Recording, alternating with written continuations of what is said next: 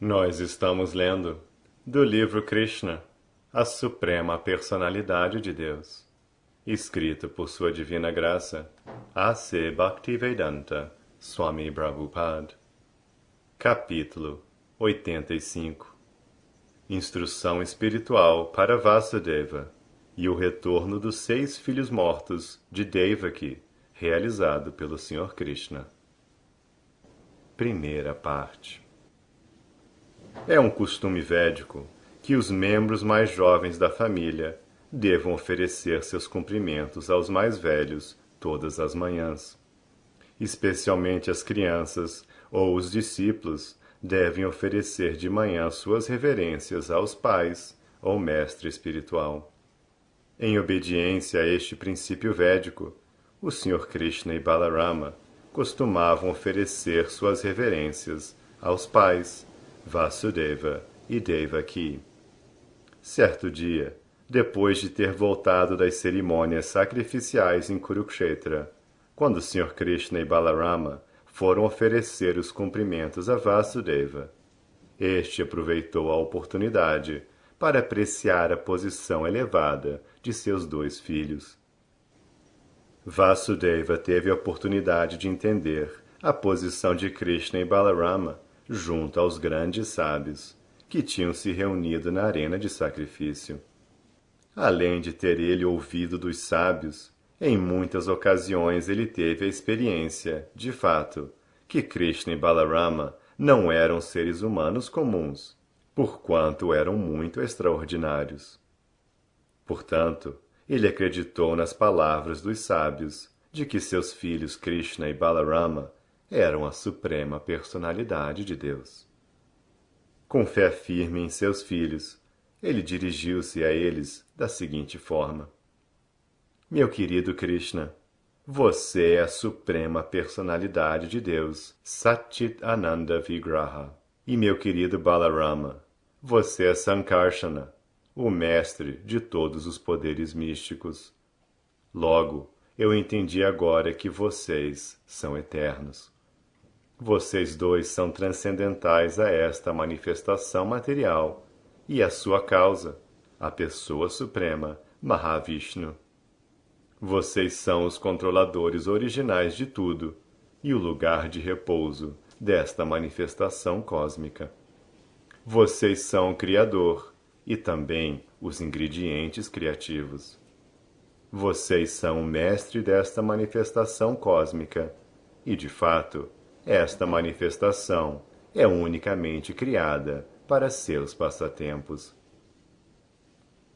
As diferentes fases materiais que se manifestam desde o princípio até o final do cosmos, sob as diferentes fórmulas do tempo, também são seu eu, porque vocês são a causa e o efeito desta manifestação. Os 2 aspectos deste mundo material, o predominador e os predominados, também são vocês, que são o controlador transcendental supremo que se encontra acima deles. Por conseguinte, vocês estão além da percepção de nossos sentidos, sendo a alma suprema, não nascida e imutável. Vocês não são afetados pelos 6 tipos de transformações que acontecem no corpo material. As maravilhosas variedades deste mundo material também são criadas por vocês, que entraram como a super-alma em todas elas, até o átomo. Vocês são a força vital de todas estas manifestações e também sua cognição suprema. Desta forma, vocês são o mantenedor de tudo. A força vital, o princípio de vida em tudo, e a força criativa derivada não agem independentemente, mas dependem de vocês, a pessoa suprema, por trás destas forças. Sem sua vontade, elas não podem trabalhar. A energia material não tem cognição. Ela não pode agir independentemente, sem ser agitada por vocês. Porque a natureza material é dependente de vocês, As entidades vivas só podem tentar agir. No entanto, sem sua sanção, elas não podem executar coisa alguma ou alcançar os resultados que desejam. A energia original é só uma emanação sua.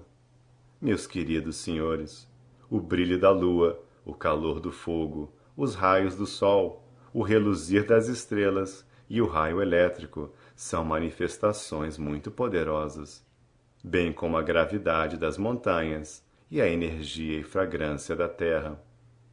Tudo são diferentes manifestações suas. O puro gosto da água, a própria água e a força vital que mantém toda a vida também são aspectos de suas onipotências. Meus queridos senhores, embora as forças dos sentidos, o poder mental do pensamento, a vontade, os sentimentos e a força, o movimento e crescimento do corpo pareçam ser executados através de diferentes movimentos dos ares dentro do corpo, eles são, em última análise, manifestações de sua energia.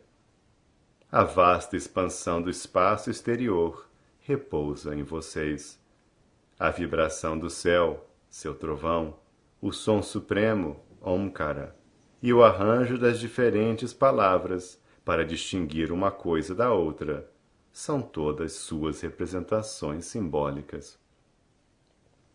Os sentidos, os controladores dos sentidos, os semideuses, e a aquisição de conhecimento, que é o propósito dos sentidos, bem como o assunto do conhecimento, todos são vocês.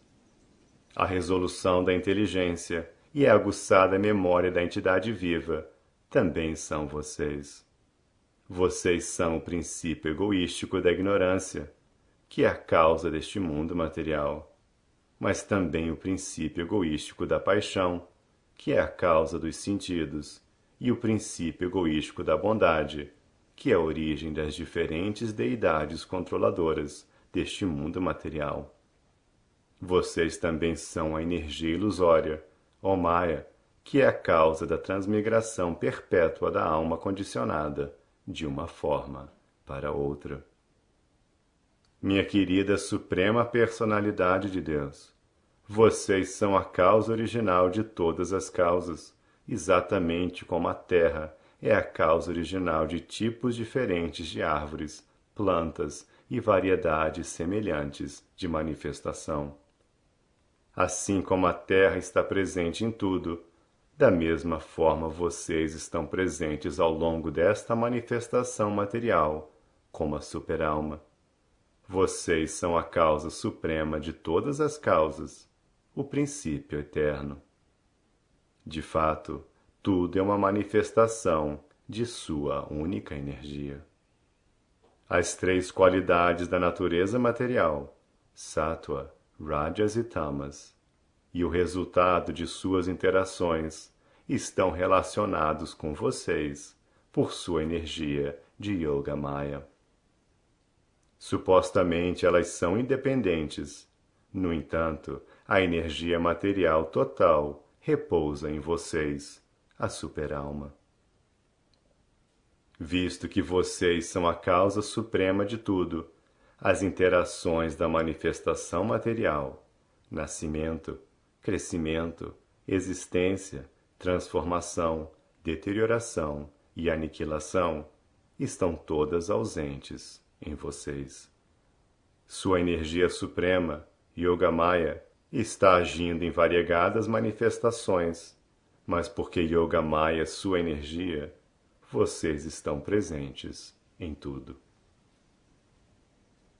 No Bhagavad Gita, este fato é muito bem explicado no capítulo 9, onde o Senhor diz: na minha forma impessoal, estou distribuído na energia material por toda parte. Tudo descansa em mim, mas eu não estou lá. Esta mesma declaração é também dada por Vasudeva. Dizer que o Senhor não está em todos os lugares significa que Ele está além de tudo, embora sua energia esteja agindo em todos os lugares. Isso pode ser entendido através de um exemplo grosseiro. Num grande estabelecimento, a energia ou organização do chefe supremo está trabalhando em todas as partes do negócio. Mas isto não significa que o proprietário original esteja lá presente. Embora a presença do proprietário seja sentida pelos trabalhadores em todos os departamentos, esta presença física é apenas uma formalidade. De fato, sua energia age em toda parte. De igual modo, a onipresença da Suprema Personalidade de Deus é sentida na ação de suas energias. Então, a filosofia de inconcebível igualdade e diferença simultâneas do Senhor Supremo é confirmada em todos os lugares. O Senhor é um, mas suas energias são diversas. Vasudeva disse: este mundo material é como um grande rio que flui, e suas ondas são os 3 modos materiais da natureza: bondade, paixão e ignorância. Este corpo material, bem como os sentidos, as faculdades do pensamento, sentimento e vontade, e os estados de angústia, felicidade, apego e luxúria, são todos diferentes produtos destas 3 qualidades da natureza. A pessoa tola, que não pode perceber sua identidade transcendental acima de todas estas reações materiais, continua envolvida pelas atividades fruitivas e sujeita-se ao processo contínuo de nascimentos e mortes, sem uma chance de se liberar. Isto é confirmado de um modo diferente pelo Senhor no 4º capítulo do Bhagavad Gita. Lá é dito que qualquer um que entenda o aparecimento e as atividades do Supremo Senhor Krishna é liberado das garras da natureza material e volta para o lar, volta para o Supremo. Logo, o nome, a forma, as atividades e qualidades transcendentais de Krishna não são produtos desta natureza material. Meus queridos senhores, Vasudeva continuou, apesar de todos estes defeitos da alma condicionada, se alguém, de alguma maneira ou de outra, entrar em contato com o serviço devocional, ela alcançará a forma humana civilizada, com consciência desenvolvida, e assim será capaz de executar progresso adicional em serviço devocional. Ainda assim, iludidas pela energia externa, as pessoas geralmente não utilizam esta vantagem da forma humana de vida e perdem a oportunidade de liberdade eterna, desperdiçando desnecessariamente o progresso que elas fizeram depois de milhares de nascimentos. No conceito corpóreo de vida, devido ao falso ego, a pessoa pega-se aos subprodutos do corpo e assim fica atraída por falsas relações e falsos afetos. O mundo inteiro se move sob esta falsa impressão e escravidão material, e assim sofre. Eu sei que nenhum de vocês é meu filho. Ambos são o chefe original e progenitor, a personalidade de Deus, o Purusha com Pradhana. Não obstante, vocês apareceram na superfície deste globo para minimizar o fardo do mundo, matando os reis kshatriyas, que estão desnecessariamente aumentando a força militar. Vocês já me informaram sobre isto no passado. Meus queridos senhores, vocês são o abrigo da alma rendida e o bem-querente supremo dos submissos e humildes. Portanto, estou buscando o refúgio de seus pés de lótus, que podem dar a liberação do encarceramento da existência material. Por muito tempo, venho simplesmente considerando este corpo como eu, e embora vocês sejam a suprema personalidade de Deus, eu os considerei meus filhos. Meu querido Sr. Krishna, No exato momento em que você apareceu primeiramente na prisão de Kamsa, você me informou que era a suprema personalidade de Deus e que tinha vindo para a proteção dos princípios da religião, como também para a destruição dos infiéis. Embora não nascido, você vem em cada milênio para executar sua missão. Meu querido Senhor, da mesma forma como aparecem e desaparecem muitas formas no céu, você aparece em muitas formas eternas e depois desaparece. Quem, portanto, pode entender seus passatempos ou o mistério de seu aparecimento e desaparecimento? Nosso único interesse deve ser glorificar sua grandeza suprema. Enquanto Vasudeva falava com seus filhos divinos desse modo, o Sr. Krishna e Balarama estavam sorrindo. Porque eles são muito afetuosos com seus devotos, eles aceitaram toda a avaliação de Vasudeva, numa atitude bondosa e sorridente. Em seguida, Krishna confirmou as declarações de Vasudeva da seguinte forma: Meu querido pai, não importa o que você diga, somos afinal de contas seus filhos.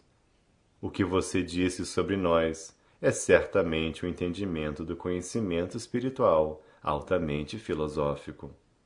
Eu o aceito in toto, sem exceção. Vasudeva estava na perfeição completa da vida ao considerar o Sr. Krishna e Balarama como sendo seus filhos, mas porque os sábios reunidos no lugar de peregrinação em Kurukshetra tinham descrito sobre o Senhor como a causa suprema de tudo, Vasudeva repetiu tudo simplesmente devido ao amor dele por Krishna e Balarama. O Sr. Krishna não desejava interferir na sua relação com Vasudeva como pai e filho. Assim, desde o começo da sua resposta, ele aceitou o fato de que ele é o filho eterno de Vasudeva e que este é o pai eterno de Krishna. Depois disto, o Sr. Krishna informou ao seu pai sobre a identidade espiritual de todas as entidades vivas. Ele continuou: Meu querido pai, todos e tudo, inclusive eu e meu irmão Balarama, como também todos os habitantes da cidade de Dwarka e a manifestação cósmica inteira, são exatamente como você já explicou. Mas todos nós também somos qualitativamente um. O Sr. Krishna queria que Vasudeva visse tudo na visão de um Mahabhagavata, um devoto de primeira classe, que considera todas as entidades vivas como partes integrantes do Senhor Supremo, e que o Senhor Supremo está situado nos corações de todos. De fato, toda entidade viva tem uma identidade espiritual, mas em contato com a existência material, a pessoa é influenciada pelos modos materiais da natureza. Ela fica encoberta pelo conceito corpóreo de vida e esquece que sua alma espiritual é da mesma qualidade da suprema personalidade de Deus. A pessoa considera que um indivíduo é completamente diferente de outro, por causa da cobertura material do corpo. Por causa das diferenças entre os corpos, a alma espiritual aparece diferentemente diante de nós. Assim, o Sr. Krishna deu um excelente exemplo em termos dos 5 elementos materiais. Os elementos materiais fundamentais, a saber, céu, ar, fogo, água e terra, estão presentes em tudo no mundo material, quer seja uma panela de barro, numa montanha, nas árvores ou em um brinco. Estes 5 elementos estão presentes em tudo, em proporções e quantidades diferentes. Uma montanha é uma forma gigantesca da combinação destes 5 elementos, e uma pequena panela de barro é feita dos mesmos elementos, mas em uma quantidade menor. Logo, todos os objetos materiais, embora em formas ou quantidades diferentes, são constituídos dos mesmos ingredientes. Da mesma forma, as entidades vivas, começando pelo Sr. Krishna e as milhões de formas de Vishnu, e depois incluindo as entidades vivas em diferentes formas, desde o Sr. Brahma até a insignificante formiga, são todos da mesma qualidade em espírito.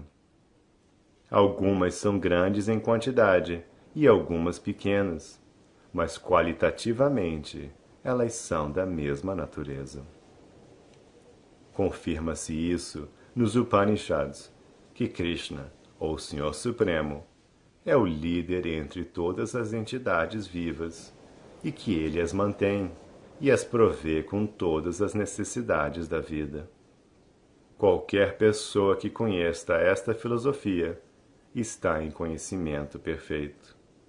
A versão védica, Tattvam Asi, tu és igual, não significa que todo mundo é Deus, mas que todos são qualitativamente da mesma natureza de Deus.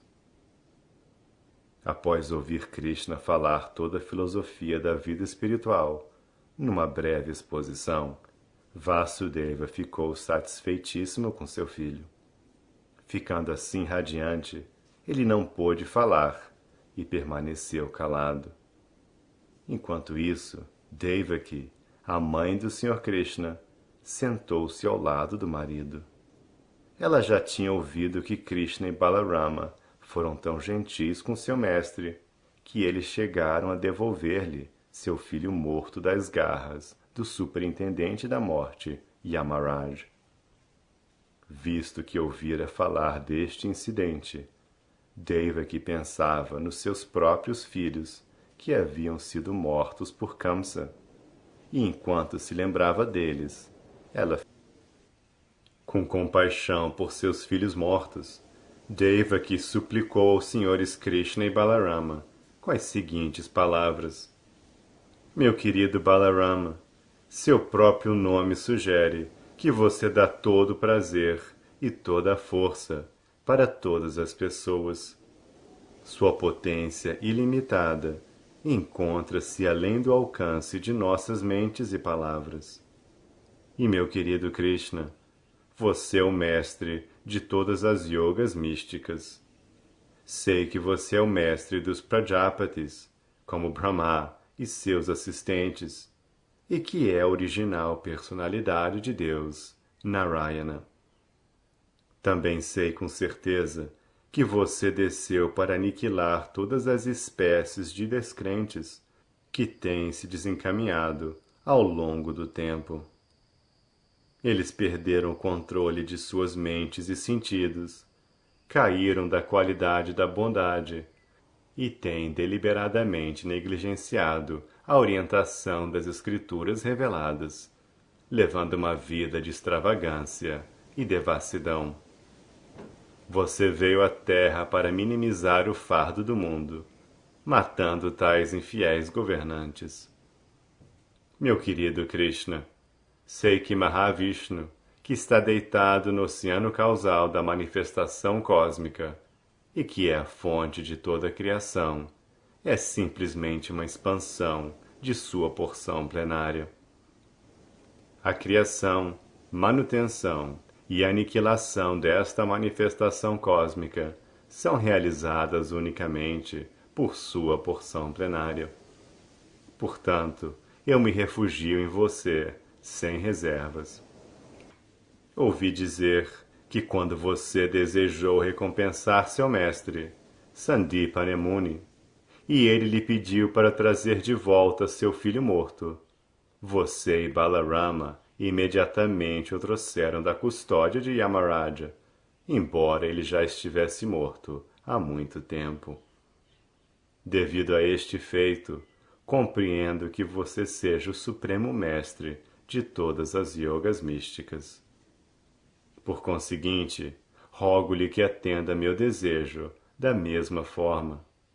Em outras palavras, estou lhe pedindo para trazer de volta todos os meus filhos, que foram mortos por Kamsa. Quando você os trouxer, meu coração ficará feliz, e será um imenso prazer para mim vê-los pelo menos uma vez. Após ouvir sua mãe falar desta maneira, os senhores Krishna e Balarama de imediato solicitaram a ajuda de Yogamaya e partiram para o sistema planetário inferior, conhecido como Sutala. Anteriormente, em sua encarnação de Vamana, a suprema personalidade de Deus havia sido satisfeita pelo rei dos demônios, Bali Maharaj, que concedeu-lhe tudo o que ele possuía. Bali Maharaj, em seguida, recebeu para sua residência e reino toda a extensão de Sutala. Agora, quando este grande devoto, Bali Maharaj, viu que os senhores Balarama e Krishna haviam chegado ao seu planeta, ele prontamente mergulhou num oceano de felicidade. Assim que ele avistou os senhores Krishna e Balarama em sua presença, ele e todos os membros de sua família levantaram-se de seus assentos e prostraram-se aos pés de lótus dos senhores. Bali Maharaj ofereceu aos senhores Krishna e Balarama os melhores assentos que possuía, e quando ambos os senhores estavam sentados confortavelmente, ele começou a lavar seus pés de lótus. Em seguida, ele aspergiu a água sobre sua cabeça e sobre as cabeças de seus familiares.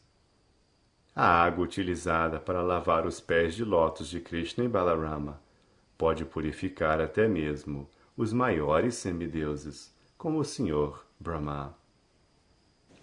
Logo após, Bali Maharaj trouxe valiosas vestimentas, ornamentos, polpa de sândalo, nozes de bétel, lamparinas e vários alimentos nectários. E com seus familiares, ele adorou os senhores de acordo com os princípios reguladores e ofereceu suas riquezas e corpo aos seus pés de lótus. O rei Bali estava sentindo um prazer tão transcendental que ele repetidamente segurava os pés de lótus dos senhores e os mantinha sobre seu peito, e às vezes ele os colocava sobre sua cabeça. Assim, ele desfrutou bem-aventurança transcendental. Lágrimas de amor e afeição começaram a fluir de seus olhos, e todos os pelos de seu corpo arrepiaram-se. Ele começou a oferecer orações aos senhores, numa voz que intermitentemente ficava embargada. Meu senhor Balarama, você é o Anantadeva original. Você é tão grande que Anantadeva Shesha e outras formas transcendentais emanaram de você. E você, Senhor Krishna, é a suprema personalidade de Deus original, com uma forma eterna que é toda bem-aventurada e plena de conhecimento perfeito. Você é o Criador de todo o mundo. Você é o iniciador original e proponente dos sistemas de Jnana Yoga e Bhakti Yoga. Você é o Brahman Supremo, a original personalidade de Deus. Portanto, com todo respeito, ofereço-lhes a ambos minhas reverências. Meus queridos senhores, é muito difícil para as entidades vivas vê-los. No entanto, devido à misericórdia para com seus devotos, vocês são facilmente vistos. Desta forma, unicamente por sua misericórdia sem causa, vocês concordaram em virem e se tornarem visíveis a nós, que somos influenciados pelas qualidades da ignorância e da paixão.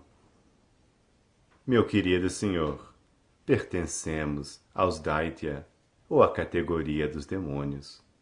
Os demônios, ou as pessoas demoníacas, os Gandharvas, Siddhas, Vidyadharas, Charanas, Yakshas, Rakshasas, Pishachas, fantasmas e duendes, são por natureza incapazes de adorá-lo ou de tornarem-se seus devotos. Ao invés de tornarem-se seus devotos, eles são simplesmente obstáculos no caminho da devoção. Não obstante, você é a suprema personalidade de Deus, representante de todos os Vedas, e está situado no modo da bondade não contaminada. Sua posição é sempre transcendental. Por esta razão, alguns de nós, embora tenhamos nascido dos modos da paixão e da ignorância, tomamos abrigo aos seus pés de lótus e nos tornamos devotos. Na verdade, alguns de nós são devotos puros e tomamos abrigo aos seus pés de lótus. Alguns porque desejamos obter algo pela devoção. Unicamente devido à sua misericórdia sem causa, somos demônios em contato direto com sua personalidade. Este contato não é possível nem mesmo para os grandes semideuses. Ninguém sabe como você age através de sua potência yogamaya. Mesmo os semideuses não conseguem calcular o limite das atividades de sua potência interna. Então, como nos é possível conhecê-la? Portanto, ofereço minhas humildes orações diante de você. Por favor, seja gentil comigo, que estou completamente rendida a você, e favoreça-me com sua misericórdia imotivada, de forma que eu possa simplesmente lembrar dos seus pés de lótus, nascimento após nascimento. Minha única ambição é que eu possa viver sozinho como os Paramahamsas, que viajam sem companhia por todas as partes, com grande paz da mente, dependendo exclusivamente dos seus pés de lótus. Também desejo que, se eu tiver de me associar com alguém, que seja apenas com seus devotos puros e com ninguém mais, pois seus devotos puros são sempre bem-querentes de todas as entidades vivas. Meu querido Senhor, você é o Mestre Supremo e Diretor de todo o Universo. Logo, por obséquio, envolva-me em seu serviço e livre-me de todas as contaminações materiais. Dessa forma, você pode purificar-me, porque se uma pessoa se ocupar no amoroso serviço de Sua Majestade, ela se libera imediatamente de todas as espécies de princípios reguladores pregados nos Vedas. A palavra Paramahamsa, mencionada aqui, significa o cisne supremo. É dito que o cisne pode beber o leite contido dentro de um reservatório d'água, sendo capaz de retirar apenas a porção do leite e rejeitar a porção da água. Da mesma forma, uma pessoa que pode absorver a porção espiritual deste mundo material e viver sozinha, dependendo unicamente do Espírito Supremo, sem se envolver com o mundo material, é chamada Paramahamsa. Quando atinge a plataforma de Paramahamsa, a pessoa não se encontra mais sob a guia dos princípios reguladores dos preceitos védicos. Um Paramahamsa aceita apenas a associação dos devotos puros e rejeita os outros, que são excessivamente materialistas.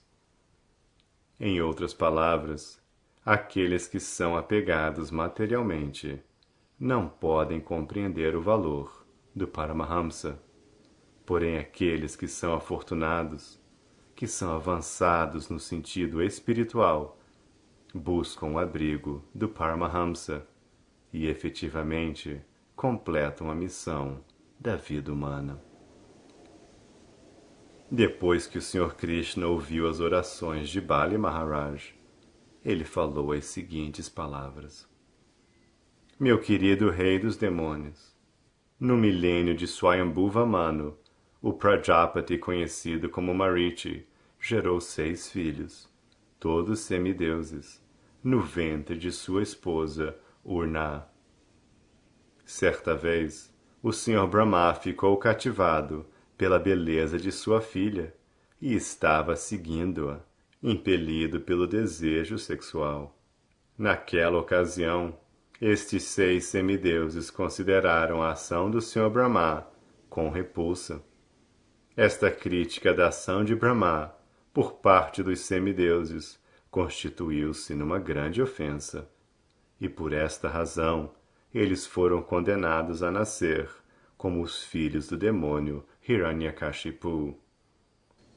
Estes filhos de Hiranyakashipu foram em seguida colocados no ventre de mãe Devaki, e assim que eles vieram ao mundo, Kamsa os matou, um após o outro. Meu querido rei dos demônios, mãe Devaki está muito ansiosa para ver estes 6 filhos mortos, e ela está sentindo muita aflição por causa das mortes prematuras nas mãos de Kamsa. Sei que todos eles estão vivendo com você. Decidi levá-los comigo para consolar minha mãe, Devaki.